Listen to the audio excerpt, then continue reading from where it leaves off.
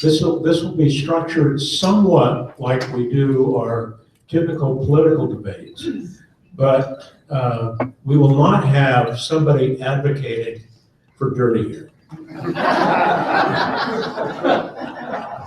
So we're privileged here to have with us Tim Wagner. Tim is the Executive Director of Utah Positions for a Healthy Environment. And then we also have Bryce Bird. Bryce is the Executive Director of the State Division of Air Quality. So he's a state employee. What I thought we'd do is typical with the debates, have each of them come up here to this mic, say a few words, introduce themselves, and then we'll go to questions. Now, on your tables, I think you all have some 3x5 cards and hopefully a pen.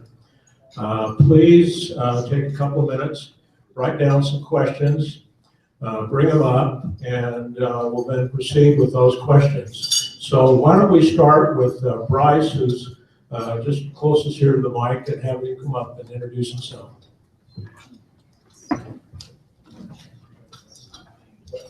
Good afternoon, thank you, Bob. I usually start every presentation I give with a PowerPoint presentation. My PowerPoint has been going on for the last 2 weeks. I hope you all can remember what you saw in the last couple of weeks, especially if you have the chance to leave the valley and then come back down. And that's really the focus of our efforts at this time of year, of course, is addressing air pollution, especially here on the Wasatch Front. But there are some statewide issues that we deal with as well. At the Division of Air Quality, we are the state's regulatory agency. We have a Utah Air Conservation Act, which gives us authority from the legislature and some policy direction from the legislature to provide air quality that is protective of public health, and to do so to facilitate the enjoyment of the state of Utah. And so that's really the focus of our programs. We do that through a number of efforts. Of course, we, as a regulatory body, we make rules. Those rules really have an overall goal of adopting the cleanest technology to do the work that we do on a daily basis, but do so with the fewest emissions or air pollutants as possible. And so as an agency, we've been working on that for a number of years. We have a permitting program that actually predates the Federal Clean Air Act because, again, the legislature recognized back in 1969 that air pollution was a concern here in Utah and something that needed to be addressed through a state regulatory process. With those rules in place, we, of course, then focus on identifying technology or emissions controls that can be placed on industrial processes. And that was the next focus that we had. So looking at smokestack industries, making sure that they were operating as efficiently as possible, in some cases requiring complete remodeling of some of those facilities. So that the Kennecott smelter, for instance, for those of us who have more gray hair than I have, remember the old smelting process that was located out there at the north end of the Oquirrh Mountains, and how polluting that was. There were times when you, even on a clear day, when you wouldn't have an emission, as you drove on I-80, you get fumigated by sulfur gases and other things that were emitted from that process. But again, by identifying technologies, that facility is now able to produce actually more copper and higher quality product, but do so with fewer emissions. You also notice if, using that as an example, when you drive past that area now, you see rail cars, either the black or white tanker cars out there. Did you know that most of those tanker cars are filled with sulfuric acid, which is a byproduct or what's collected from their gas scrubbing system that operates and cleans those emissions from that facility. So what used to go up into the atmosphere actually was responsible for killing every tree on the Oquirrh Mountains for about 6 miles. Now is a marketable commodity. Again, by capturing and collecting that material, it can then be transported and sold as a marketable commodity. And that's really what we're looking for, is as we do the work that we do here in the state, identifying a way to do that. We hopefully find some win-win situations where we can make that a marketable commodity, but identifying and pressing or pushing for better technologies. Of course, in order to see how we're doing, we focus on air monitoring. And so We provide air monitors that are representative of the population centers of the state, and then we do survey monitoring in the areas of smaller population, so we can see where we compare to what the current health standards are for air pollutants. And when we're not meeting those standards, that triggers that planning process again to develop more regulations, but doing that with a stakeholder process in mind, understanding that there is an economic development component to having good air or bad air. That we're not just out there putting regulations on industry for no purpose, but hopefully everyone here and certainly everyone who has been here the last few weeks understands that we need to do better at what we've done so far in order to provide the air quality that meets those standards. We can only get so far with addressing industry, and that's because as we've learned more about air pollution, we learn more about the sectors of our air pollution that are growing. And those are the area sources, which are the homes and businesses that we live in, even this lovely salmon lunch that we had today. There are emissions that are associated with cooking that salmon. There are emissions associated with heating our homes, with heating our water, with painting. Paints and solvents are a major component as well. So what we're doing now is focusing on, again, that same process of identifying better technologies, but then expanding them to those areas which are now the largest source of emissions, and that is the area sources, the homes and businesses, commercial activities, and the vehicles. And of course, vehicles are the largest source of emissions. When we look at smokestack industries, it's easy to point the finger at some of those big ones, but remind us all that we each have a smokestack, or perhaps 3, that we operate every day. We have our tailpipe of our car, we have, of course, the furnace in our home, and the hot water heater that are just as polluting as some of those major industrial sources, and of course, the scale is much more. Here in the Salt Lake Valley alone, we drive about 30 million miles a day. And there's about 1 million cars that operate here in the Salt Lake Valley. And so again, that scale, focusing on what we can do to solve that, and I think some of the questions will address that as well. But just wanted to, again, thank you for the opportunity to be here. Thank you for the focus on your topic today, and look forward to the discussion that we're going to have here shortly. Thanks.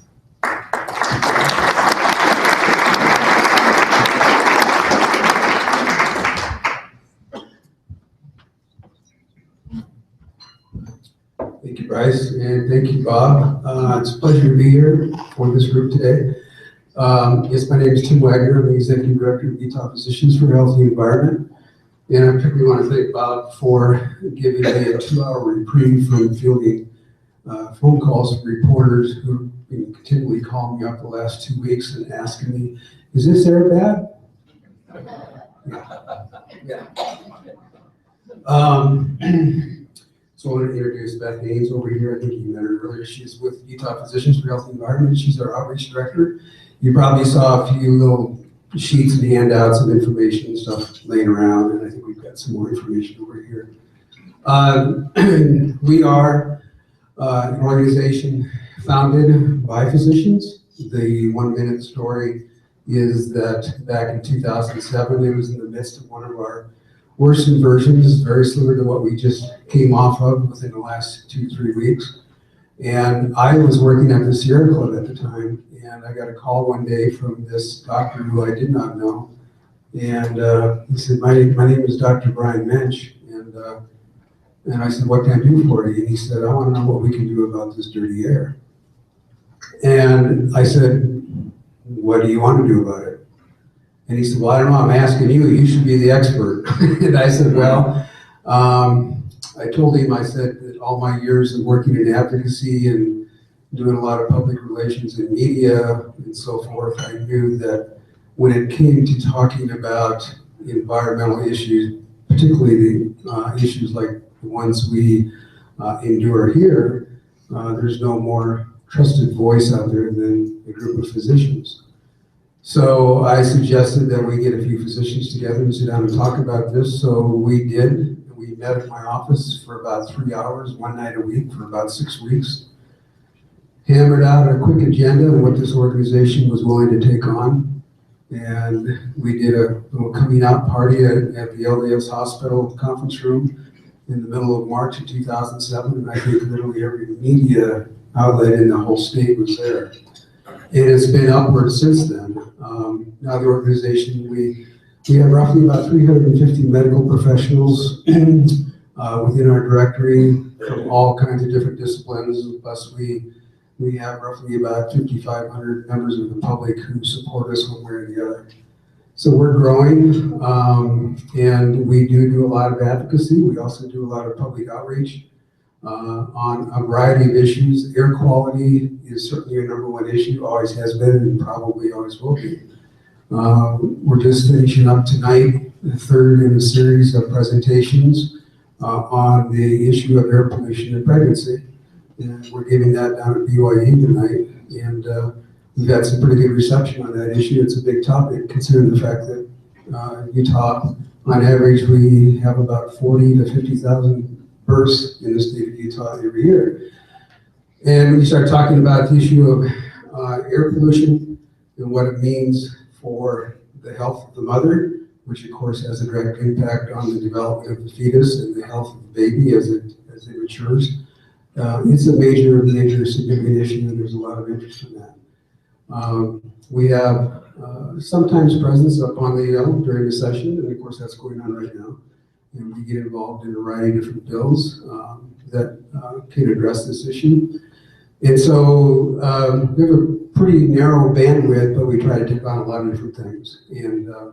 And so happy to have any conversations with anybody about this. So I think I'll leave it there and let's get on with some of the questions. Thank you, Bob.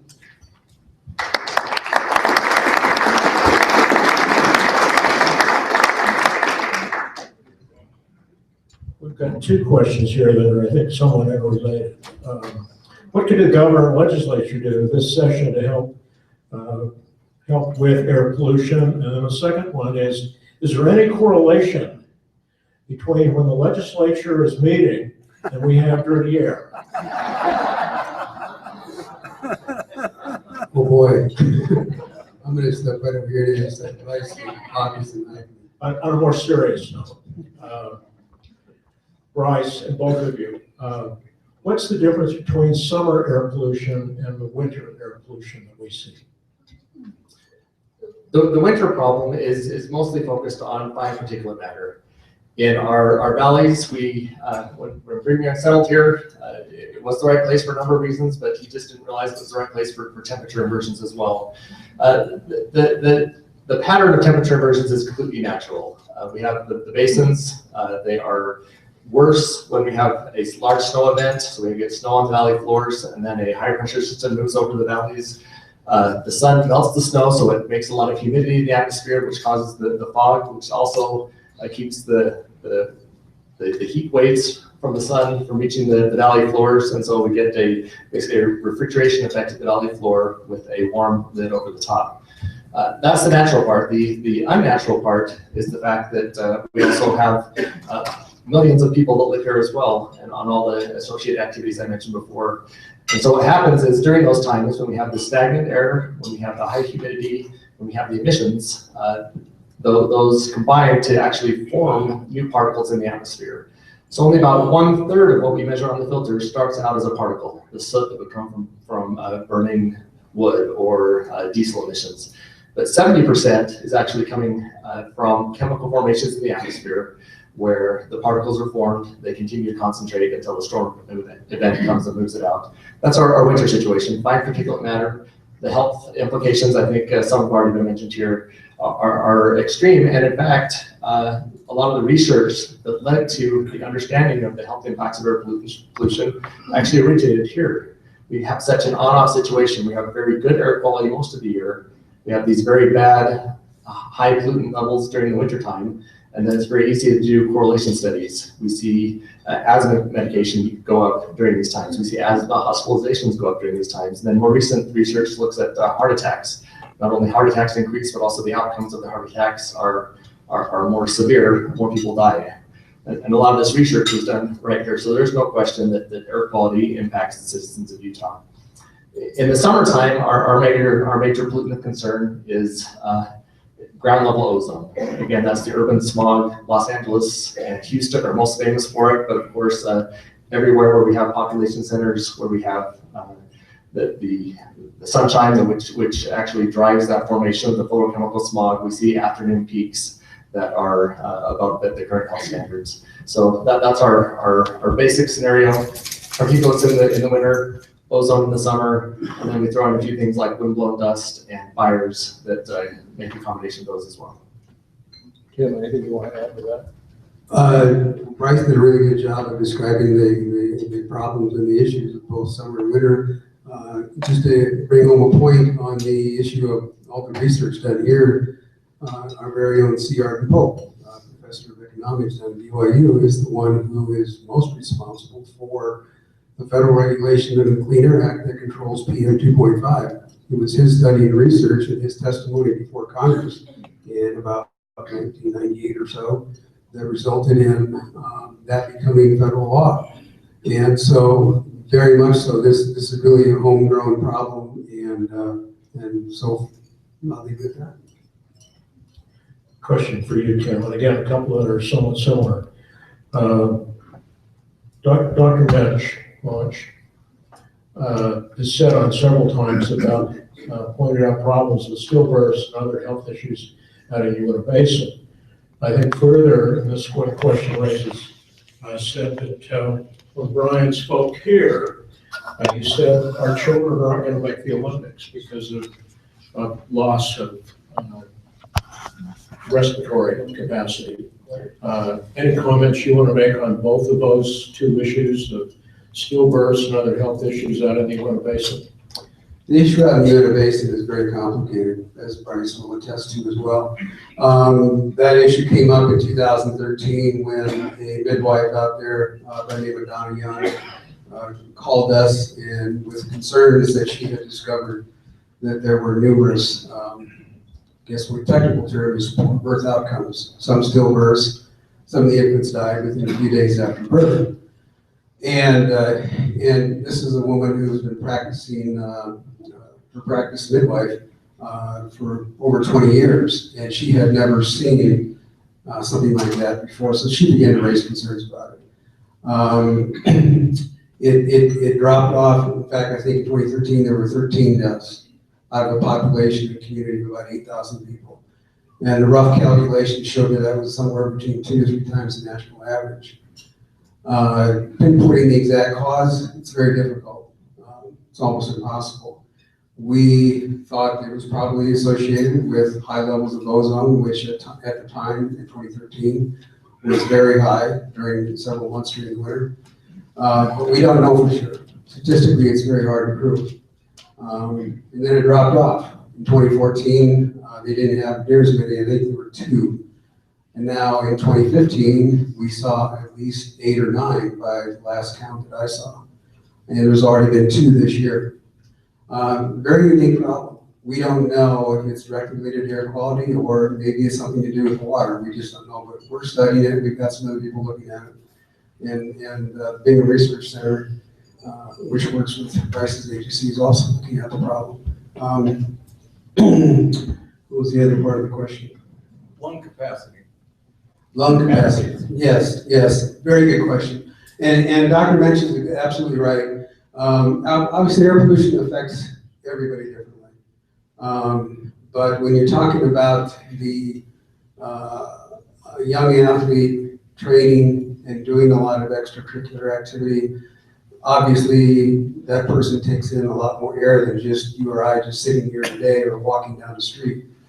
And when that kind of activity is occurring, when we have episodic events like we've seen the last few weeks, it's not only, for many people, it's not only a temporary impact, it can be lifelong.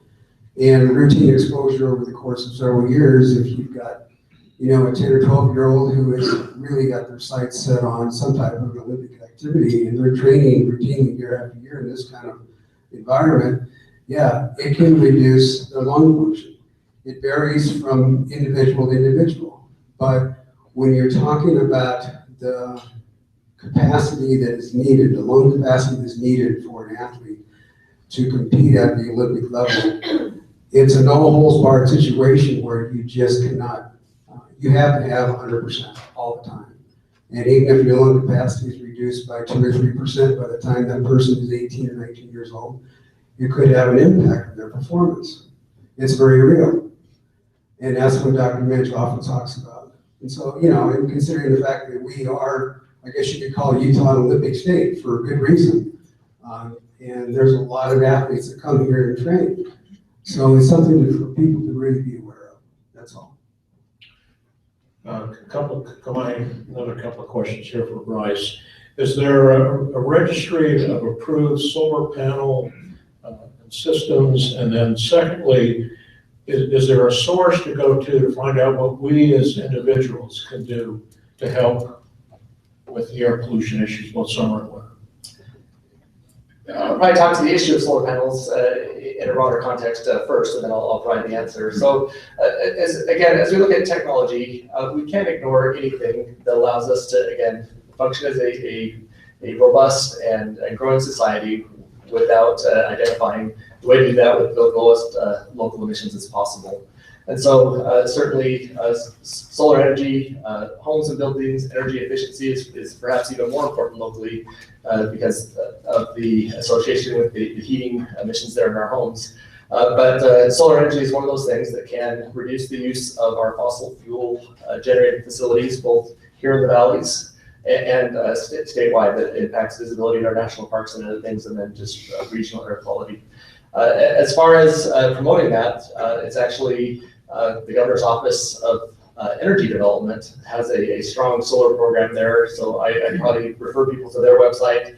There are a number of other organizations that are then referred from that website for individual rooftop solar to community solar projects, all the way to utility-based solar projects. Again, there's a focused effort there to use this great resource that we have in the state of Utah. We do have, again, clear skies much of the year. We have good transmission lines and infrastructure that's already in place. And so Utah is a really good candidate for some of these large utility scale solar projects as well. You care? Yes. And so where do you find good information?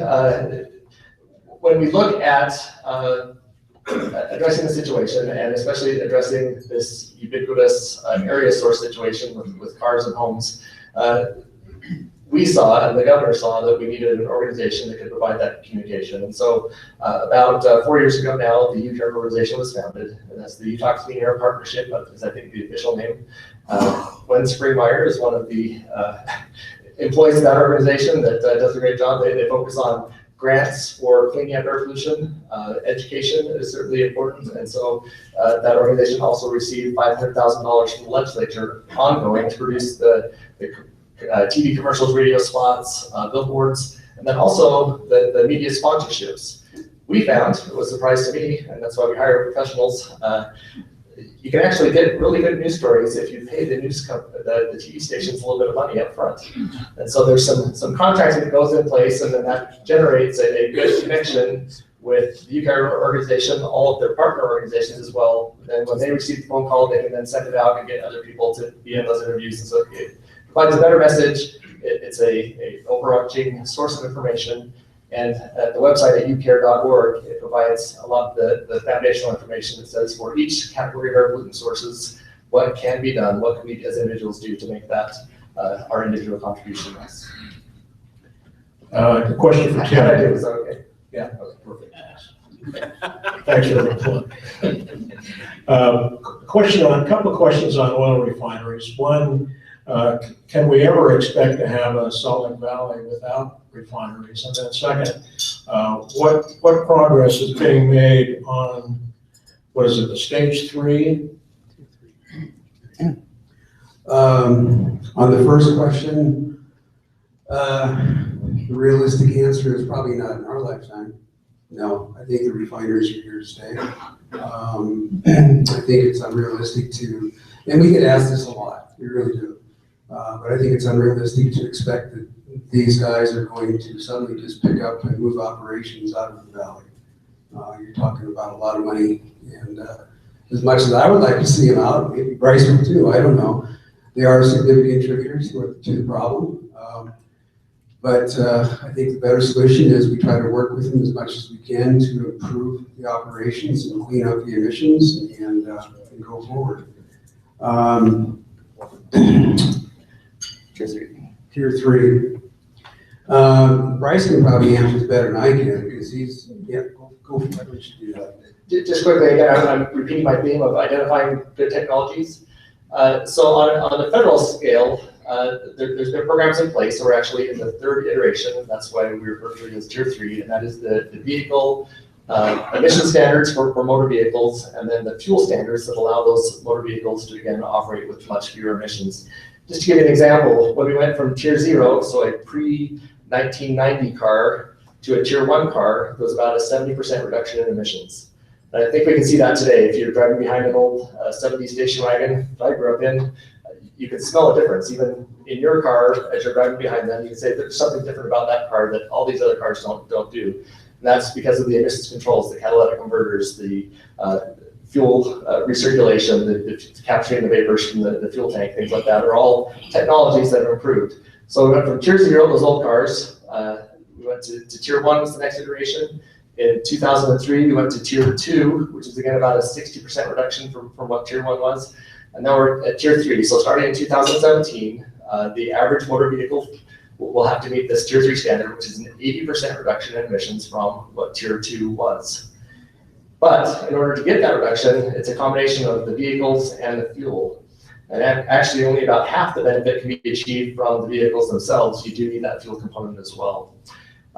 As EPA looked at developing the standard, this fuel standard nationwide, they worked with the refineries. And as it turns out, unfortunately, as they did their analysis, this area would benefit the most from Tier 3 fuels because of our unique pollution situation. But because of averaging, banking, and trading provisions in the Tier 3 regulation, EPA did not require our refineries to install that here. So again, I think that shows how much political clout we have nationwide, but we're in the situation now where we desperately need those fuels, but as a state, you can't require those. And so we've been working with the refineries, a number of things to do. First of all, encourage. So the governor has met with the CEOs of each refining corporation and said, you need to do the right thing. You need to bring those fuels in here. If you're making your decisions about averaging, banking, and trading to meet the standard, you should put the technology here and ensure that the fuels come here. The second one is providing incentives. And so there are bills at the legislature this year that look at those incentives. So again, understanding that it is an air quality issue that impacts all of Utah, that there are opportunities for tax relief perhaps that could enable that company to make the appropriate decision to bring the fuels here. And that's really where we are now. We can't require it, but we're trying to get it. And am I correct? Tesoro said that they were going to go ahead and do it? Yes, even without incentives? Yes, Tesoro has announced that they will, and the others are looking at their options, but still it's on the table. Another question, I'll try and combine a couple here as well. We're constantly told not to let our cars idle and warm up. And yet catalytic converters essentially cook. The catalytic converter has to be hot to work. Isn't that a conflict? It would seem as such, but especially with modern vehicles, they're really designed to warm up best when they're in drive. And so when there's load on the engine, when you're actually going down the road, that's when they warm up the fastest. And we've learned, as was mentioned, that cold starts, actually most of the emissions from a vehicle trip come during a cold start cycle. So about 60% of the emissions happen during the first 2 minutes the vehicle's operating. That's again, is a good indication of how effective the emissions controls are on the vehicle. But those first 2 minutes, your vehicle's operating just like it did back in 1978. And so it's important to reduce the time that it's in that cold start, and the best way to warm it up is again by driving the vehicle. Second is, as you're making choices during the day, especially when air pollution levels are high, you can avoid cold start cycles. So it takes about an hour for the engine to cool back down again, and so you have another cold start. So if you can chain trips together, so if you're going to run your errands, make sure you do that on a warm vehicle. That reduces those emissions. When you're going to work that day, if it's a high air pollution day or any day, it's okay. Bring a lunch to work and avoid that noontime cold start, leaving your office to go out and drive the car during the day. And then on the way home again, you may have to have that cold start cycle when you start the engine at the end of the day. But if you have to run some errands, make sure that you're not leaving it parked for an hour and going out and doing it again. And these are just some of the things that, with a little bit of the knowledge, that we can make decisions that dramatically improve air quality, reduce our individual contribution, and really it doesn't impact us that much as long as we have that little bit of knowledge. Idling was the next one. So the other thing that, like I mentioned, your car is most efficient when it's in drive and driving down the road at capturing the emissions. when you idle, actually the catalytic converter starts to cool down and becomes less efficient at capturing the emissions. And so the emissions actually go up when you idle a car. Again, if you can avoid drive-throughs, parking your car for a half hour or 45 minutes is better than idling it in the drive-through. Of course, we're not saying you do that in traffic. It's actually against the law to turn off your car in traffic.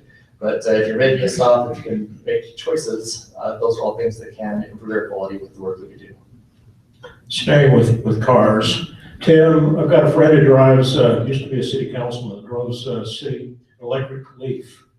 Other friends have told me that that's really a coal-powered car. What does that mean?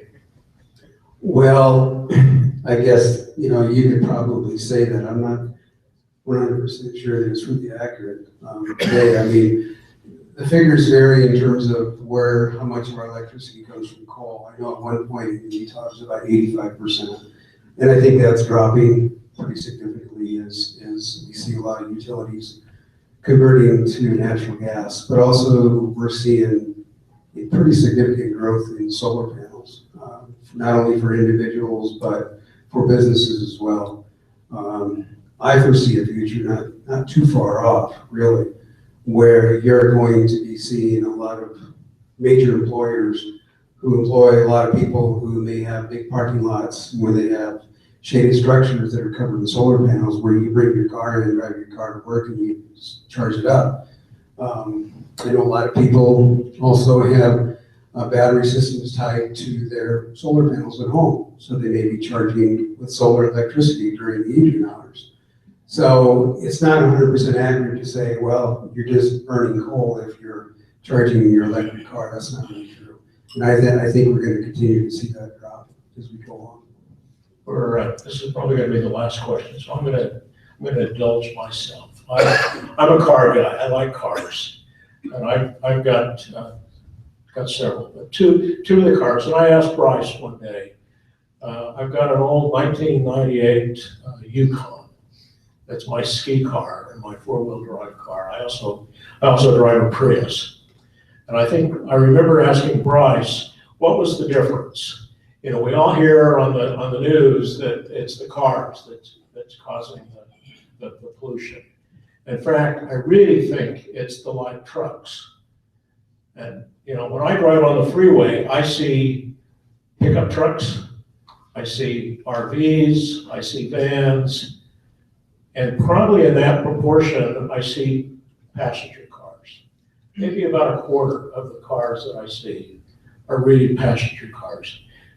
Bryce, you told me one time, and I don't know if you remember, that my Yukon creates about 35 times as much pollution as my Prius. Do you want to comment on that? So again, some of those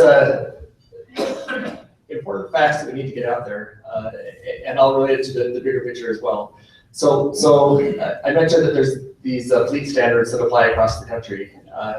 Those are fleet averages by the manufacturers.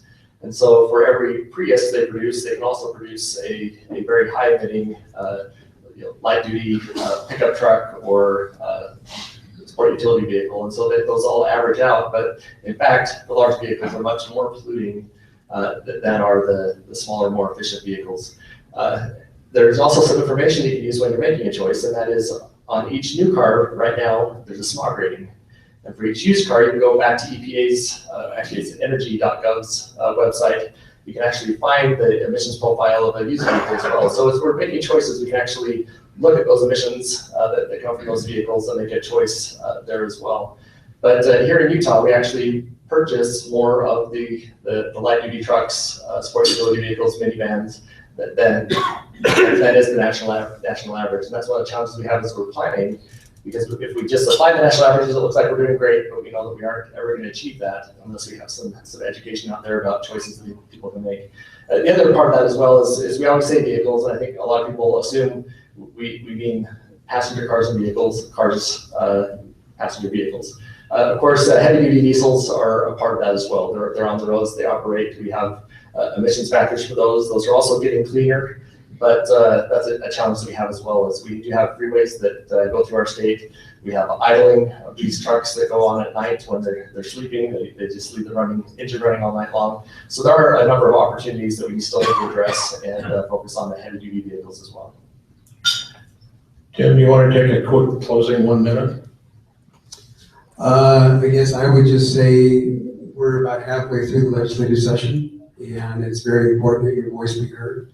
I would encourage everybody to pick up the phone and call your representative, senator, and just urge them to support some good bills that are going to address our air quality. It's very important. I can't tell you how many times I've heard from legislators who say, we never hear from people. We never hear from folks. You bring two or 3 or 4,000 people up to the hill to do a big rally, and everybody goes away and they never come back. And I think that's partially true. And so we are really trying to mobilize people to get them engaged, and just, it doesn't take a lot of your time, but as part of the process, they need to hear from you. So just take a few minutes. Can you give us the most important piece of legislation that's pending now that needs to be pushed, in your opinion? Well, actually, there's several, and Bryce may have a different opinion, but there's one actually being heard today, this afternoon, in about half an hour or so, on building codes. We know that our buildings, our homes and commercial buildings are going to become an increasingly bigger part of the problem as we go down this road with our cars getting more efficient and cleaner burning gasoline.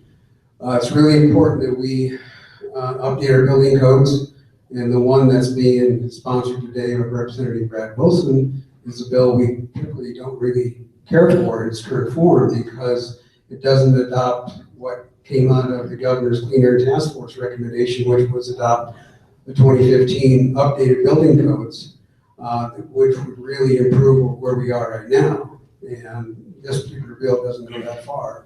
And so we're opposed to it. It's House Bill 316. Representative Becky Edwards is running a different bill. I believe it's 121, House Bill 121, which clearly says just straightforward to adopt the most stringent, up-to-date 2015 building codes. We believe that one could really make a big difference. So that's one of the most important things I've seen come down in quite a while. Real quick, 30 seconds. Just to wrap up. So who here today learned something they didn't know before they came today about air pollution? So now you're on the path, and so I'd encourage you to learn more, to get involved, as was mentioned here, understand our own contribution, understand how we grow matters, future planning matters, and if we want to continue the trends of improving air quality, we need to really double our efforts because we are a growing community. We have the existing emission sources to deal with, and then we have all the future emission sources that we're adding as well. And so again, use this little bit of education and knowledge that you gained today to understand what the issues are and help us to identify the best strategies to solve them in the future. Thanks.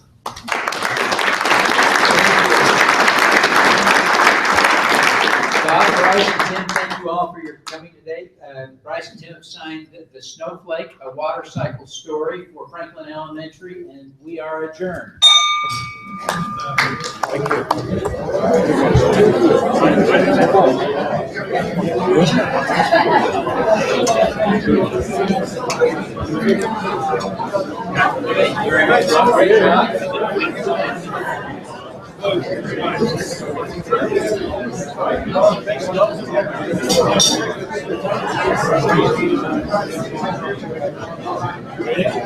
you.